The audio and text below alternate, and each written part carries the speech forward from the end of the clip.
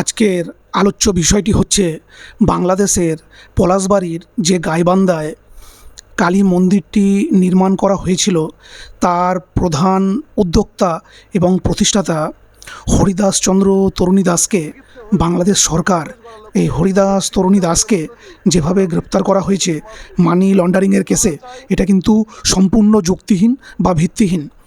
বাংলাদেশের সরকার কিন্তু এখন সম্পূর্ণরূপে সাম্প্রদায়িক হয়ে গেছে।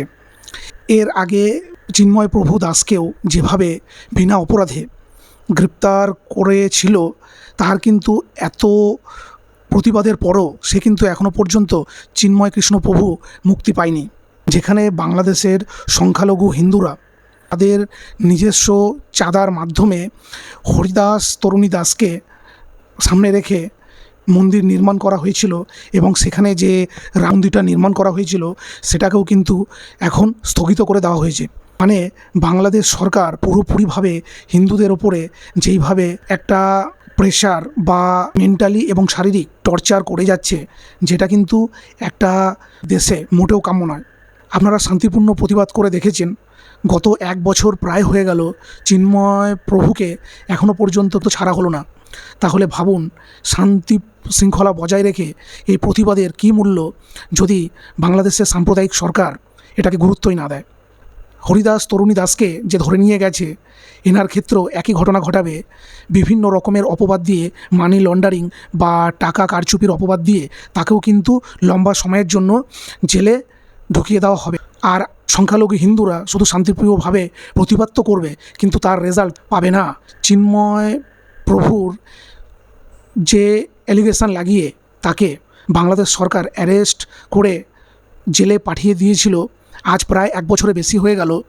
তারপরে অনেকবার প্রমাণিত হয়েছে যে চিন্ময় প্রভু এমন কিছু কাজ করেনি যেখানে বাংলাদেশের জাতীয় স্তরে কোনো অবমাননা বা কোনো অসম্মান করেছে, এমন কিন্তু কোনো রকমভাবে কিছু প্রমাণিত হয়নি। তারপরেও একজন সন্ন্যাসীকে, একজন সৎ মানুষকে কিভাবে জোরপূর্বক তাকে হাজতে বন্দি করে রাখা হয়েছে, শুধুমাত্র সংখ্যালঘু হিন্দুদেরকেই যেভাবে টার্গেট করছে, তাদের ধার্মিক আচার আচরণ সব কিছুতে বাধ্যবাধকতা লাগিয়ে দেওয়া হয়েছে। তাদের ওপর মারাত্মকভাবে ধার্মিক অবমাননার ট্যাগ লাগিয়ে অত্যাচার হচ্ছে, টর্চার হচ্ছে এবং জেলেবন্দি করে দেওয়া হচ্ছে। এটা কীরকম বিচার চলছে বাংলাদেশের সরকারের? বাংলাদেশের সংখ্যালঘুরা কোনো রকমের সুযোগ সুবিধা পায় না। সরকারকে বোঝানো দরকার যে ট্যাক্স সংখ্যালঘু হিন্দুরাও দেয়। হিন্দুদের ট্যাক্স নিয়ে দেশ গঠন করবে, দেশের রাস্তাঘাট সব কিছু নির্মাণ করবে, প্রত্যেকটা ব্যাপারে হিন্দুরা ট্যাক্স দেবে। অথচ হিন্দুদের কোনো সময় ধার্মিক স্বাধীনতা থাকবে না, কোনো বাক স্বাধীনতা থাকবে না, কোনো চলাফেরা বা সাধারণ জীবনযাপনের কোনো রকম স্বাধীনতা থাকবে না। এটা কিন্তু মেনে নেওয়া যায় না। তাই এখন মুষ্টিমাম যে হিন্দুরা রয়েছে, তাদের অস্তিত্ব বজায় রাখতে আর শান্তিপ্রিয়ভাবে প্রতিবাদ করার জায়গা নেই।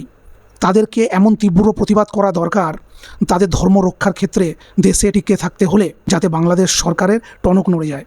এই সাম্প্রদায়িক সরকার কিন্তু আপনাদের শান্তিপ্রিয় প্রতিবাদ মেনে নেবে না, এটা মাথায় রাখবেন। একটা কথা আছে, the ghost of kick not listen to speak. লাথি খাওয়া ভূত কখনো কথায় কাজ হয় না।